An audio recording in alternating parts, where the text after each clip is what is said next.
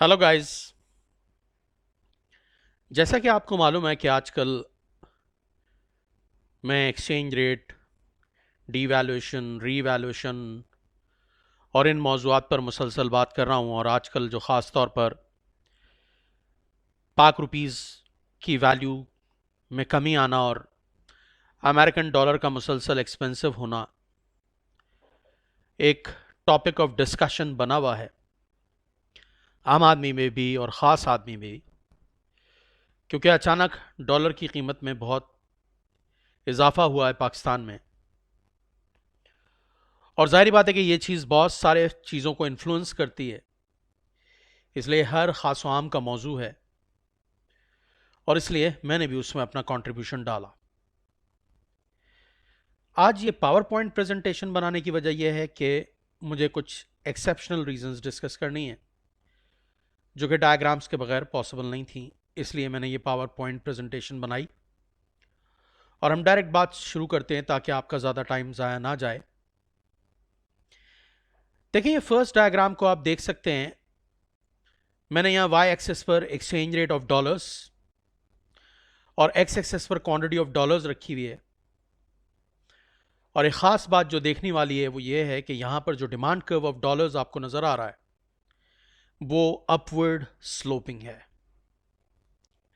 Minded कि ये कोई मिस्टेक नहीं है, ये कोई गलती से नहीं हुआ है मुझसे, क्योंकि ट्रेडिशनली हमारा मानना ये है कि demand curve is always downward sloping, because price और डिमांड की जो रिलेशनशिप है वो इन्वर्स होती है।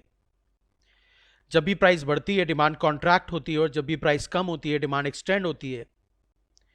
लेकिन यहां पर आप देख सकते हैं कि डिमांड कर्व मैंने अपवर्ड स्लोपिंग बनाया है, जो कि ये शो कर रहा है कि जैसे जैसे डॉलर महंगा होगा उसकी डिमांड बढ़ेगी। जब एक्सचेंज रेट एक्सआर पे था तो सिर्फ क्यू क्वांटिटी बिक रही थी डॉलर्स की, लेकिन जैसे ही एक्सचेंज रेट ऊपर गया, डॉलर महंगा हुआ, डिमांड फॉर डॉलर्स एक्सटेंड हो गई।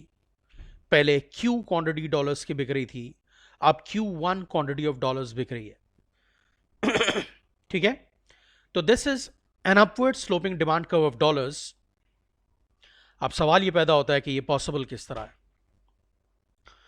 तो इस बात को इस तरह समझ लें कि देखें, अगर मैं अज्यूम करूं कि हम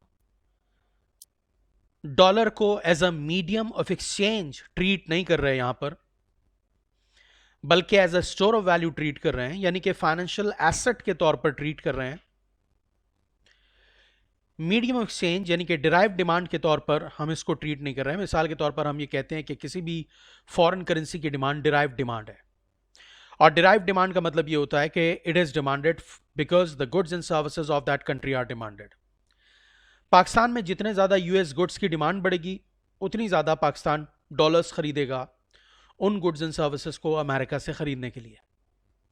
लेकिन मैं यहां आपको अज्यूम करा रहा हूं कि हम डॉलर इसलिए नहीं खरीद रहे कि हमें अमेरिका से कुछ खरीदना है।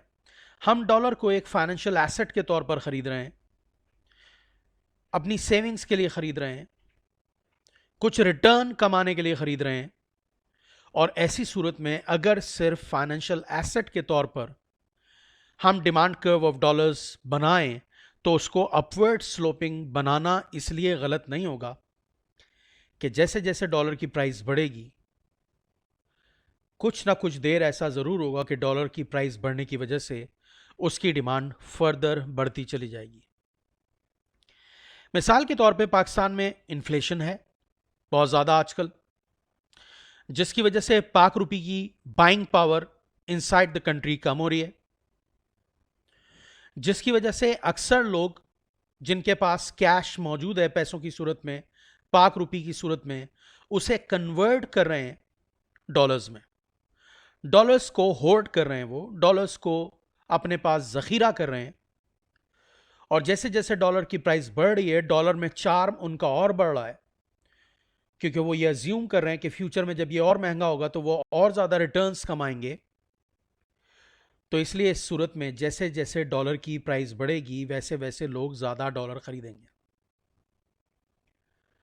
और दूसरी तरफ इसको इस तरह भी समझ लें कि जाहिर बात है कि जब डॉलर महंगा हो रहा है तो इंपोर्टर्स को ये टेंशन हो रही है कि जब फ्यूचर में पेमेंट का टाइम आएगा तो उनको डॉलर्स महंगे मिलेंगे, इसलिए इंपोर्टर्स भी डॉलर्स को होल्ड करते हैं, ऐसे टाइम पर होल्ड करते हैं, खरीद के अपने पास रख लेते हैं।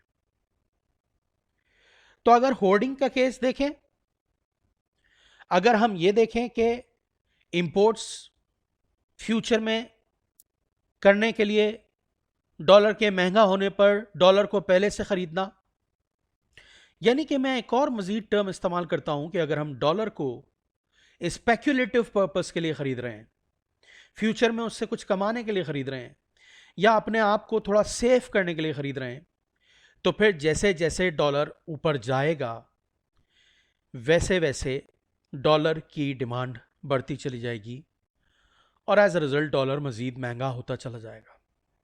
ठीक है, तो अगर हम ये अज्यूम करें कि डॉलर को हम डिराइव डिमांड के तौर पर नहीं खरीद रहे, डॉलर को हम कुछ चीज खरीदने के लिए नहीं खरीद रहे, डॉलर को खुद डॉलर को खरीद रहे हैं हम as a financial asset, as a store of value, तो फिर डिमांड कर्व को अपवर्ड स्लोपिंग बनाना इतना गलत नहीं होगा, क्योंकि जैसे जैसे डॉलर महंगा होगा वैसे वैसे उसकी डिमांड बढ़ेगी, क्योंकि लोगों को नजर आएगा कि फ्यूचर में वो ज़्यादा रिटर्न कमा सकते हैं, क्योंकि लोगों को नजर आएगा कि डॉलर में अपने एसेट्स को रखना ज़्यादा समझदारी है, क्योंकि उसकी वैल्यू बढ़ रही है, और एज अ रिजल्ट हमें नजर आएगा अपवर्ड स्लोपिंग डिमांड कर्व।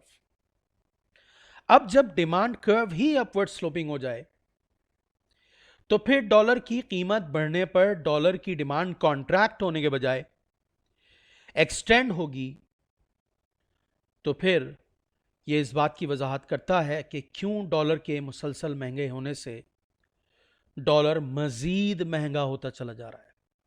बजाय इसके कि डॉलर महंगा होने से डॉलर की डिमांड कम हो, डॉलर की डिमांड मजीद बढ़ती चली जा रही है, क्योंकि लोग उसे होल्ड कर रहे हैं, इंपोर्टर्स उसे पहले से खरीद के रख रहे हैं। राइट, और शायद आपको आजकल ये भी पता हो कि डॉलर पाकिस्तान से अफगानिस्तान या और दूसरी जगहों पर स्मगल भी हो रहा है, इसलिए भी उसकी प्राइस मुसलसल बढ़ रही है। बहरहाल वो एक डिफरेंट फैक्टर है। यहां मैं जो बात करना चाह रहा हूं वो ये करना चाह रहा हूं कि अगर डॉलर महंगा हो रहा है तो इंपोर्टर्स पहले से खरीद के रख रहे हैं, अगर डॉलर महंगा हो रहा है तो लोग उसे फाइनेंशियल एसेट के तौर पर खरीद रहे हैं। तो जैसे जैसे डॉलर महंगा हो रहा है डिमांड बढ़ रही है, इसलिए डिमांड कर्व अपवर्ड स्लोपिंग है। राइट, और जब डिमांड कर्व ही अपवर्ड स्लोपिंग हो जाएगा कि प्राइस बढ़ने से डिमांड बढ़े, तो फिर डिमांड तो बढ़ती ही चली जाएगी और जाहिर बात है कि डॉलर महंगा होता चला जाएगा। आई होप कि ये बात समझ में आई हो आपके।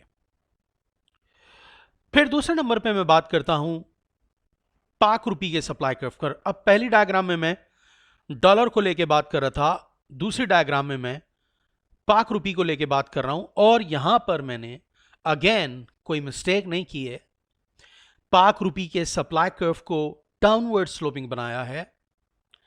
आमतौर से हमेशा सप्लाई कर्व अपवर्ड स्लोपिंग होता है।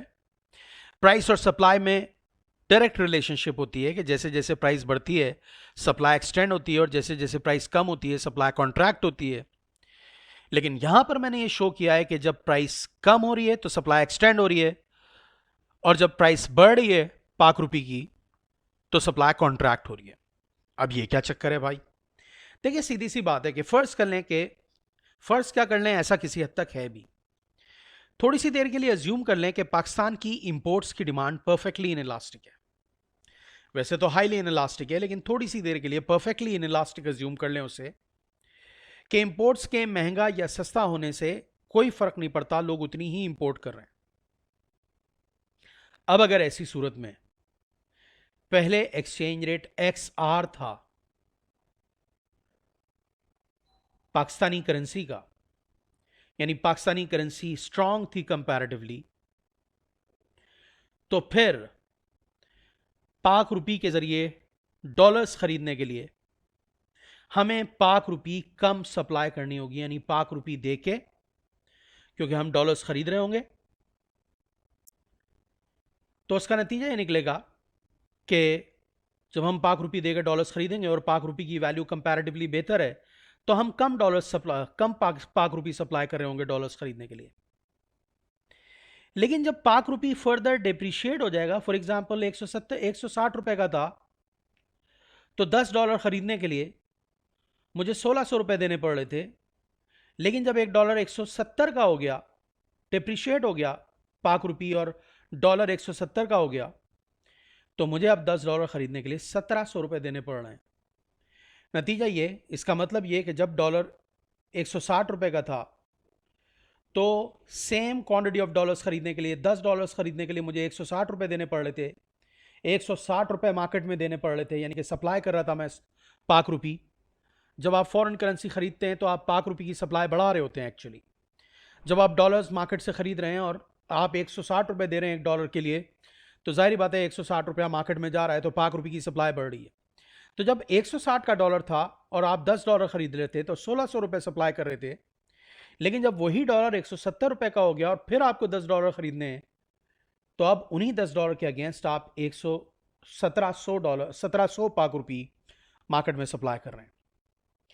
तो पता क्या चला कि जब पाक रुपी जितना ज़्यादा डिप्रिशिएट होता चला जाएगा, उतना ज़्यादा सेम लेवल ऑफ इंपोर्ट्स खरीदने के लिए आपको ज़्यादा पाक रुपी देना पड़ेगा और पाक रुपी की सप्लाई मार्केट में बढ़ती चली जाएगी और वही नतीजा बनती चली जाएगी कि उसकी प्राइस और गिरती चली जाए।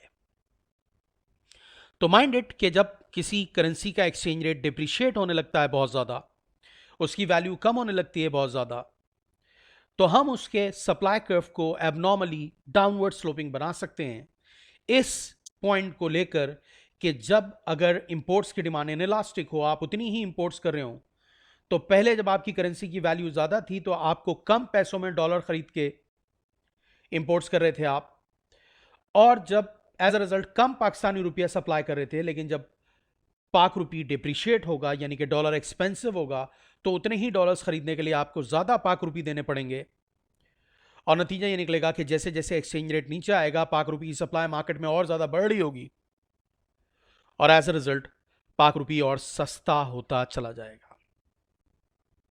तो आपके सामने हैं ये दोनों चीज़ें।